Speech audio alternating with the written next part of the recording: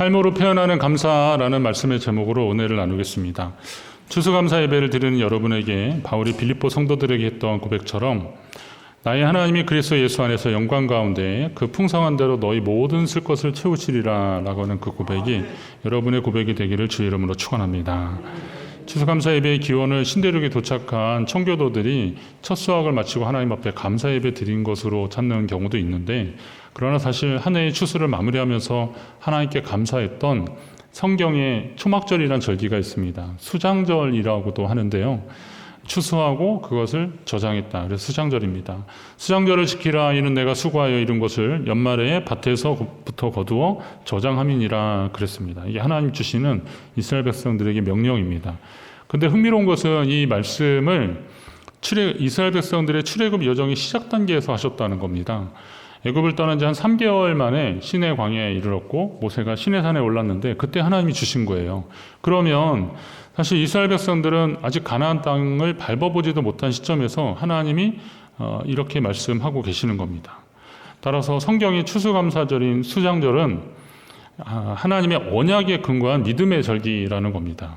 물론 받은 것으로 인해서도 하나님 앞에 감사하겠지만 하나님이 주실 약속을 믿고 믿음으로 감사하는 것이 바로 성경적인 추수감사절의 의미가 있는 것입니다. 오늘 여러분에게도 그런 은혜가 있기를 간절히 바랍니다. 돌아보면 이미 우리가 하나님께서 우리에게 주신 것들이 참 많더라고요. 감사한 것들이 참 많습니다. 구원받은 백성으로 주님 앞에 나왔으니 생명의 구주 예수 그리스도를 주님이 우리에게 주신 겁니다. 예수 그리스도의 피값으로 세우신 이 교회를 주님이 우리에게 주신 겁니다. 믿음 생활 흔들리지 말라고 성령을 주님이 선물로 주셨습니다.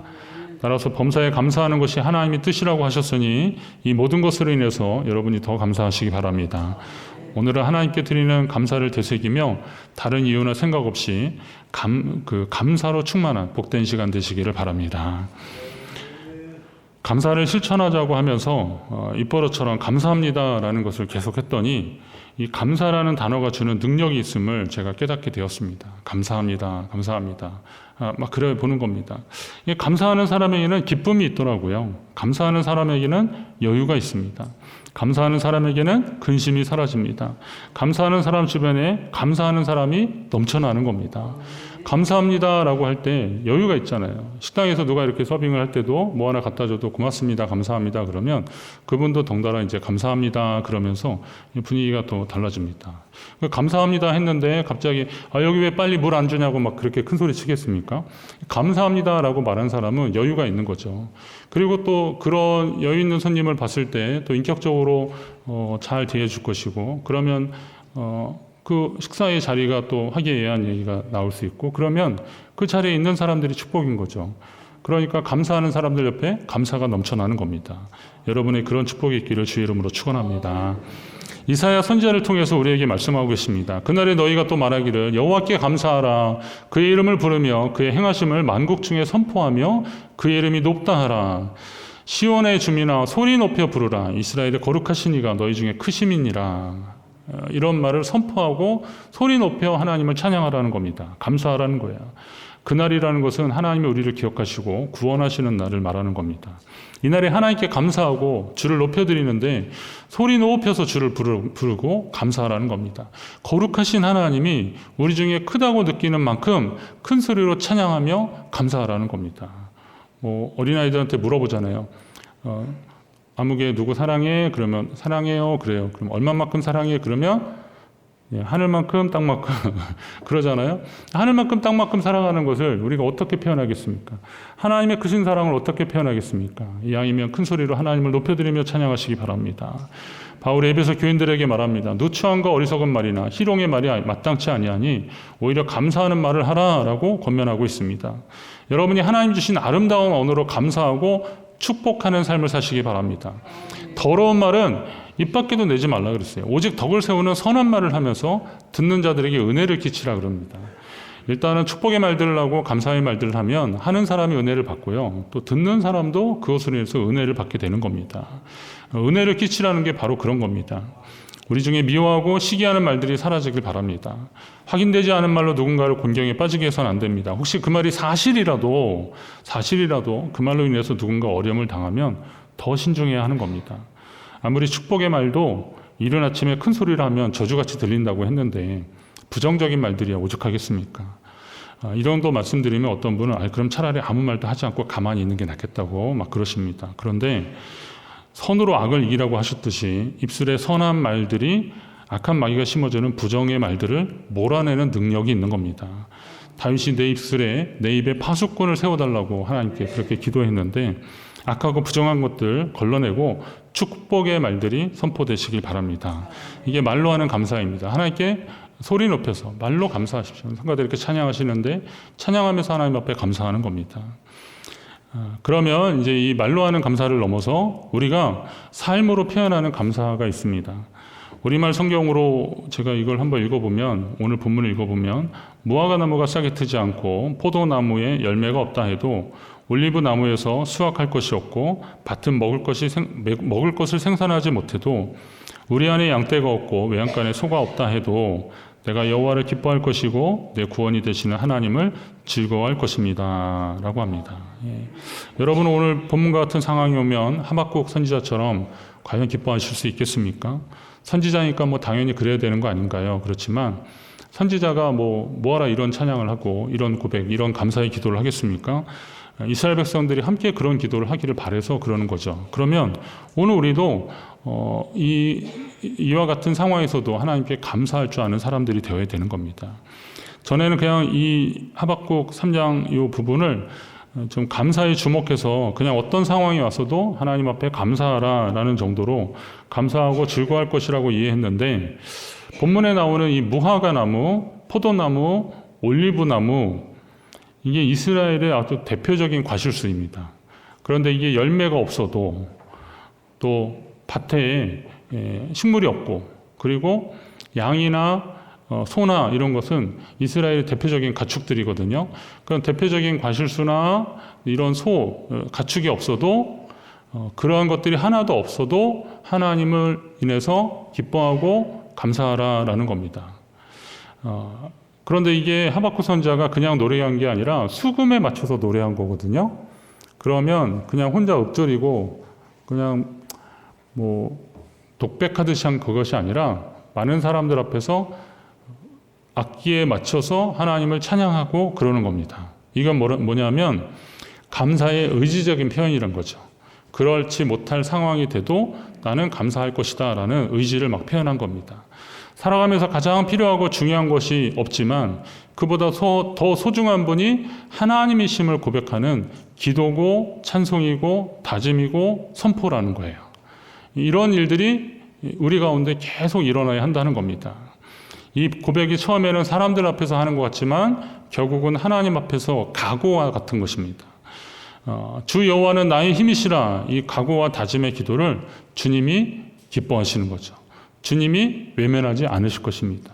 여러분에게도 이런 기도가 있기를 바랍니다.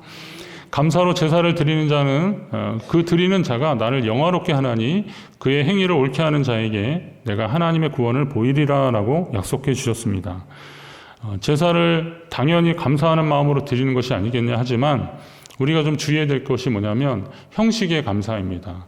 그러니까 감사를 하나님 앞에 감사할 때 그냥 때가 됐으니까 오늘같이 이렇게 추수감사 주일이니까 감사해야겠다 이런 정도 말고 한번 생각을 해보십시오. 감사 예물을 준비하면서 하나님 앞에 감사할 때 주일에 다른 주에도 그렇고요. 감사헌금을 드릴 때도 하나님 앞에 받은 복을 세어보아라 이런 것처럼요. 하나님께 감사의 제목들을 한번 이렇게 다 거기다 다 적진 않으시더라도 한번 하나님께 감사하는 마음들을 한번 더 새겨보시고 그럼에도 불구하고 감사하는 그런 감사도 있겠지만 실제로 하나님 주신 것을 새겨보면 얼마나 감사하겠습니까? 그런 감사죠. 근데 중요한 것은 우리가 주의해야 될 것은 형식의 감사는 하지 말아야 된다는 거죠. 요즘 그런 모습을 좀 못 본 것 같은데 어릴 적에 제가 상가집에 이렇게 가보면 유교 전통으로 이렇게 장례 치르는 분들 있잖아요. 상주들이 이렇게 삼배로 지은 상복을 입고 이렇게 건을 쓰잖아요. 이렇게 굴건이라고 그러더라고요. 이게 뭔가 이렇게 준비하면서 찾아봤더니 이 굴건을 이렇게 쓰는데 이제 상장, 이렇게 대나무 지팡이를 딱, 오동나무는 대나무 지팡이를 딱 짚고 이렇게 있잖아요. 배옷을 입고. 조문객을 딱 맞으면 갑자기 이제 조문객들이 절을 하기 시작하면 그냥 뭐 딴 거 하던 분들이 갑자기 딱 이러더니 아이고 그러시는 거예요. 요즘은 이제 그렇게 장례 치르는 데 많지 않더라고요. 근데 예전에 진짜 많이 그랬거든요. 근데 제가 어린 나이에 그때 뭐 초등학생 때 막 이럴 때였는데 어린 나이에 이 진짜 신기한 게 이제 그러면 또 뭐 한자 따르고 막 그러고 막 그러다가 갑자기 손님 오면 또 갑자기 딱 가가지고 아이고 그럴 때. 근데 이게 좀 표현이 어떨지 모르겠지만 저는 그게 굉장히 구성졌거든요. 처음에는 그게. 그리고 사실 뭐 장례식장에서 그 조문객들한테 이렇게 좀 예의를 다하는 그런 모습이려니 하고 그냥 어른들이 그런 거니까 뭐가 틀리겠어라고 생각을 해봤는데 그런데 이제 그러면서도 어렸을 때는 좀 혼란이 오는 거죠. 이게 어떤 게 진짜일까라고 하는 겁니다. 부모님 돌아가셨으니 자식들 입장에서 죄인이다 생각해서 배옷을 입은 거고 굴건도 쓰고 그리고 이제 지팡이를 짚고 있는데 막 웃고 떠들다가 한 사람들 오면 이제 조문할 때 그냥 아이고 막 그러는 겁니다. 오늘 하나님이 우리에게 주신 것들을 감사할 때가 됐으니까 감사하자 이러지 마시고 그냥 평소에 하나님께 감사하는 것들을 한번 생각해 보십시오. 아침에 눈 뜨면서 감사하시고 저녁에 잠 들 때 감사하시고 제가 언제 한번 아내한테 그랬거든요. 여보 나는 잘 때가 제일 행복해요. 그랬어요. 잘 때요 진짜 이렇게 딱 누우면은 그냥 이렇게 세상에 그렇게 감사할 수가 없어요. 그렇지 않습니까? 예. 솔직히 새벽에는 조금 힘들 때가 있어요. 그렇지만 그래도 밤에 잘 때만은 이 시간은 진짜 온전히 나의 것이다 라는 생각으로 하나님 앞에 감사한 거예요. 아침에 일어나서 활동하고 오늘은 하루가 너무 길었어요. 그런데도 하나님 주신 거 생각하니까 감사하고 요즘 같은 때도 여러분 오늘 추수감사 예물 준비하면서 어떤 마음의 감사가 있었겠습니까? 한 해 앞으로 뭐 한 달 정도 더 남았지만 이상을 남았지만 그래도 한 해 동안 하나님이 하신 그리고 베푸신 은혜를 기억하며 감사를 표현하는 것이 참 중요하다는 겁니다. 하나님 베푸신 은혜에 감사 그리고 감사의 자리에 있어서 감사하는 것이 아니라 진심 어린 감사를 표현해야 한다는 겁니다. 진심이 담긴 감사는 삶으로 표현하는 감사입니다. 지난해 우리 교회는 그 우크라이나 전쟁 난민 돕기 성금을 한번 보냈거든요. 근데 지금도 계속되는 전쟁 가운데 그런 손길이 얼마나 도움이 됐을지 모르겠다라고 할 수 있겠지만 그러나 아무것도 하지 않는 것보다 그렇게 해서라도 한 생명이라도 좀 도움을 받고 위로가 되고 격려가 되면 얼마나 좋을까 그런 마음입니다. 우리 교단 교회들이 그 전쟁 난민 돕기 그 성금을 모았는데 꽤 많이 모아졌어요. 그래서 어디 NGO 단체랑 협약을 해가지고 그 난민촌 건설하는데 그 전쟁 난민들 건설하는 그런 마을을 만들어서 거기에다가 기부를 하고 그랬다고 합니다. 어떤 형태로는 도와주는 거죠. 근데 지난 주간 특별 새벽기도 시간에 나누는 것처럼 우리가 그랬거든요. 기억하라라고 했는데 하나님 앞에서 세상을 기억하는 거예요. 그러니까 하나님 앞에서 그들을 기억해 달라는 거죠. 그렇게 하는 겁니다. 그런 일들이 바로 하나님 앞에서 세상을 기억하는 그런 일들이 되는 겁니다. 평소에도 당연히 그랬겠지만 성도들이 드리는 이런 예물들 오늘같이 이렇게 절개 예물 드릴 때 언제부턴가 이제 우리 교회는 이거를 조금 더 교회 밖에 좀 의미 있는데 좀 사용하자라고 그렇게 하면서 진행을 하려고 합니다. 뭐 전체를 다 하면 또 교회도 전체 운영도 해야 되니까 그러나 그런 정신을 꼭 담아서 좀 하려고 하는데 거기에 동참해 주신 분들이 많으셔서 참 감사하더라고요. 사순절 한 끼 금식할 때 또 참여하신 분들 거기에 꼭 필요한 곳에 또 그게 사용되어지고 있습니다. 우리는 안 가도 우리 교회 이름으로 거기 가서 그쪽 성도들 아니면 그 주민들에게 이게 이제 한국의 어느 교회가 이렇게 하는 겁니다라고 전달을 하고 사진도 이렇게 저한테는 안 보내는데 어디에 보니까 우리 교회 사진이 하나 있더라고요. 그래서 이렇게 하는구나라고 참 감사했습니다. 특세 마지막 날에 나눌 말씀을 준비하면서 제가 지난 한 주간 동안 이제 말씀 준비했으니까 근데 특세 마지막 날에 하나님 앞에서 세상을 기억하라라는 말씀을 준비하면서 계속 제 마음속에 부담으로 다가온 것이 있었습니다. 우리 주변에 소외당하고 있는 이웃이 누굴까 그런 부담이었습니다. 하나님 앞에서 세상을 기억하는데 그런 일들이 우리 주변에 그렇게 기억할 만한 분들이 누가 있을까? 그러다가 우연히 본 보육원 출신 그 자립 청년이 그 기관을 나와서, 그러니까 그 보육원에서는 한 19세, 18세인가 19세 딱 넘어가면 거기를 나와야 된대요. 그리고 자립을 해야 된다는 겁니다. 요즘 법이 약간 좀 이렇게 해서 한 24살까지는 가능한데, 그래도 일단은 그 기관에 성인이 되면 나와야 된다는 거예요. 그러면 이제 청년주택이나 뭐 정부 시스템이 있으니까 방도 없고 전세자금 대출받고 그래서 거기 들어가는데, 이 청년이 이제 그런 자립을 열심히 준비하는 가운데 골수암인가 이런 병에 걸린 거예요. 그래서 결국은 이 청년이 사망했더라고요. 근데 그 영상을 보면서 제 마음이 너무 아픈 거죠. 그 청년은 어려서부터 자기를 낳아준 그 보호자로부터 외면당한 거잖아요.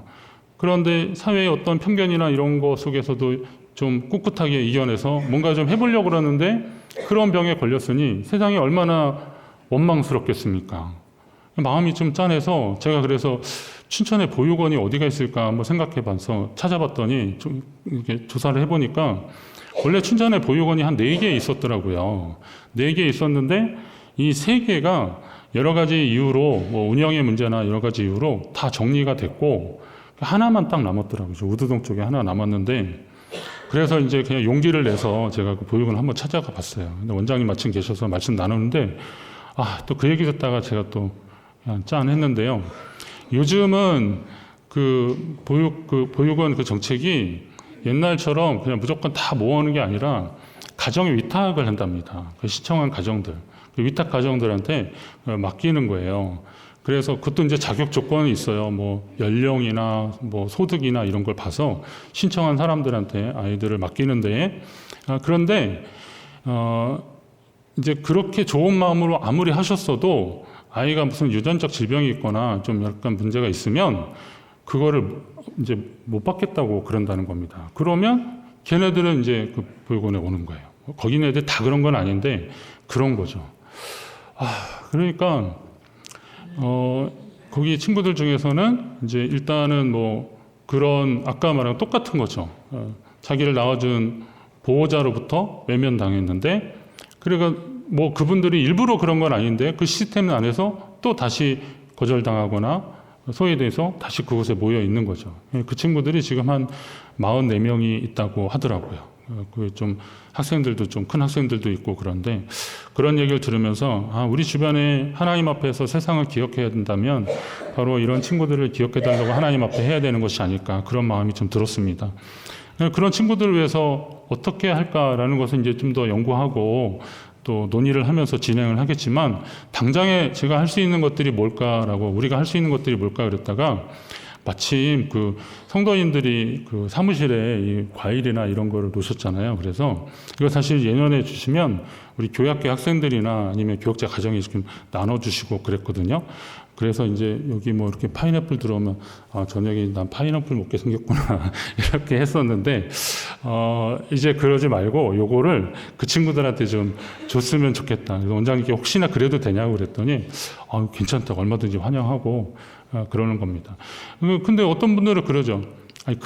제가 예상을 하면 이런 일에 하면 어떤 분들은 그거 나라에서 정부에서 다 도와준다는 거죠. 뭐 입혀주고 재워주고 뭐 학교 보내주고 다 한다는 겁니다. 맞습니다. 우리 복지 시스템이 참 좋아서 그런 거 다 해주는데, 그러나 우리가 정말 그들에게 해줄 수 있는 것들이 무엇일까요? 이게 뭐 단순히 귤이나 사과나 배나 이런 과일이 아니잖아요. 이게 그 친구들을 기억하고 있다, 그 친구들을 격려한다라고 하는 그런 마음을 모아주는 겁니다. 응원하고 있다는 마음을 모아주는 겁니다. 그런 일을 위해서라면 우리 교학교 아이들도 뭐 이거 안 먹어도 괜찮을 거예요. 포기할 수 있을 겁니다. 여기 쌀도 있는데요. 이 쌀은 이제 예년에도 계속 그랬습니다. 추수감사절 쌀 올리신 것들은 이 지역의 작은 교회 목회자들한테 다 나눠줬어요. 그래서 아주 어떤 분이 목사님 저 양구쌀 좋은데 한번 드시라고. 성도님들이 성미하시는 거 저희가 먹잖아요. 성도님들도 뭐 안 좋은 쌀 드시겠습니까? 좋은 거 드시는데 저희 주셔서 같이 먹으니까 저희는 뭐 걱정 없어요. 그런데 이제 성미를 못하거나 아니면 교회 상황이 그래서 꼭 이렇게 쌀을 사 드셔야 되는 분들에게는 저것도 좀 소소한 기쁨이 될 수 있을 것 같고, 그래서 이왕이면 그렇게 막 나눠주려고 하고 있습니다. 이게 이제 우리가 하나님 앞에 세상을 기억하고 감사를 표현하는 일들이라고 저는 보는 겁니다.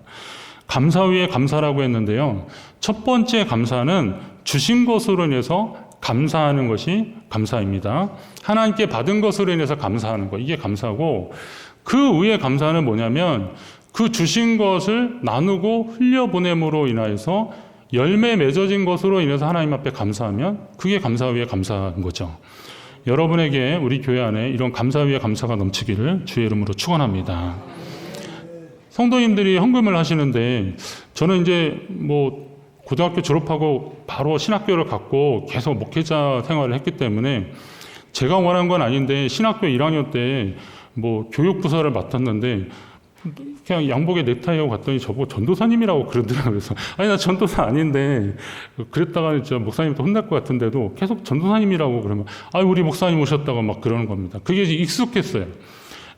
물론 이제 정식으로 이제 전도사 소리를 듣는 것은 이제 군대 갔다 오고 나서 제가 어디 교회 나가면서 사역 시작하면서 이제 정식으로 전도사 임명을 받았는데 근데 저는 이제 철들면서 계속 그냥 사역자로 살았잖아요. 목회자로 살았거든요. 그러면서 제가 한번 역지사지로 한번 생각을 해봤어요. 만약에 내가 성도라면, 일반적인 성도라면 내가 하나님께 이렇게 헌금을 하는 것이 쉬운 일은 아닐 텐데 제가 그걸 경험하려고 그랬는지 모르겠지만 아르바이트 이런저런 걸 해보면서요. 야, 돈 벌기 진짜 힘들구나. 별의별 일들을 다 많이 당하면서 그게 딱 받았는데 그거를 11조를 하려고 그러니까요. 신학생 보조금 5만 원에 11조 하는 건 일도 아닌데 이걸 한 100 몇십만 원 받아서 11조를 하려니까요. 이거는 좀, 이건, 그러니까 이 성도들이 참 대단한 것 같아요. 그리고 또 뭐 때마다 이렇게 감사헌금 하시는 거 보면 참 대단한 거예요. 여러분 대단하십니다. 존경스럽습니다. 저는 솔직히 뭐 목사이기 때문에, 교육자이기 때문에 그래도 하나님 앞에 해야 되지 않은 그런 책임과 의무감 때문에 그래도 좀 더 할 때도 있는데 우리 성도들은 그런 게 아무것도 없는데도 하나님께 하는 거 보면 이게 참 귀해요. 그러면 이제 한번 생각해 봤을 때 아니 그렇게 귀하게 하나님 앞에 예물을 드렸는데 이 예물이 우리가 그냥 먹고 놀고 뭐 하는데 이런 데만 쓰여진다. 우리만을 위해서 쓰여진다면 아마 조금은 뭐 좀 섭섭한 부분이 있을 겁니다. 이왕이면. 그래서 이제 그런 일들을 좀 해보려고 하는 거죠. 이미 시작했고요. 우리 교회는 계속 그런 일을 하고 있습니다. 선교하는 일들은 바로 그런 일을 하는 겁니다. 복음을 전하는 일들. 그리고 나누는 일들을 하는 겁니다. 제가 이런 기도 제목을 가지고 설교를 준비하는데 어떤 분이 우물 헌금을 또 하셨어요. 저 또 감사하더라고요. 그 상황이 굉장히 좀 어려운 분이신데도 우물 헌금을 하시는데 그 우물 헌금도 제가 베트남 지영환 선교사님께 연락을 했거든요. 근데 지 선교사님이 중간 보고를 했는데 그러더라고요. 베트남 현지 그 총회가 한 100 몇십 개 있는데 그 총회 그 담당자한테 그 교회들 중에서 우물이 꼭 필요한 데를 좀 빨리 선정을 해서 보내라고 했다는 겁니다. 이제 기다리고 있다는 거예요. 지금 우리가 그렇게 해서 우물을 지금 6개를 했거든요. 그러니까 그런 일을 하는 거예요.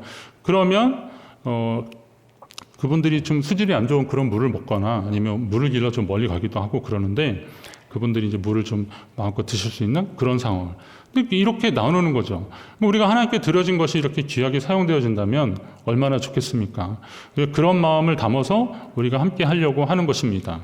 그렇다면 여러분 오늘 우리가 하나님 앞에 감사 위에 감사의 역사들을 계속 만들어 가야 되는데 그건 여러분들도 그런 마음을 가지고 하나님 앞에 헌신하는 것이 있어야 되고 또 교회 리더십들도 그런 성도들의 마음을 갖고 함께 하는 것이 참 귀한 일들입니다. 우리 뭐 장로님들도 그렇고 그런 말씀할 때 다 흔쾌히 동의하시고 그래서 이런 일들이 그냥 잘 진행되고 그런 것이 얼마나 감사한지 모르겠습니다. 사랑하는 성도 여러분, 하나님의 뜻은 확실합니다. 우리가 받은 것을 전하고 나누라는 주님의 뜻을 우리는 알아야 됩니다. 감사하는 성도는 우리가 받은 복음을 전해야 되고 우리가 받은 사랑을 전해야 되는 겁니다. 우리 교회는 그런 일들을 계속 하려고 합니다. 혹시 그런 분이 부족하다 그러면 그 설문지 기탄 안에다 막 써주세요. 어떤 부분에 좀 우리가 이런 부분에 했으면 좋겠습니다. 그런 거 있으면 거기다 좀 써주세요. 취합해서 우리가 방향을 결정할 때 정할 때 한번 좀 반영을 하도록 하겠습니다. 전하고 나눔으로 여러분의 감사절이 더 풍성해지기를 주의 이름으로 축원합니다.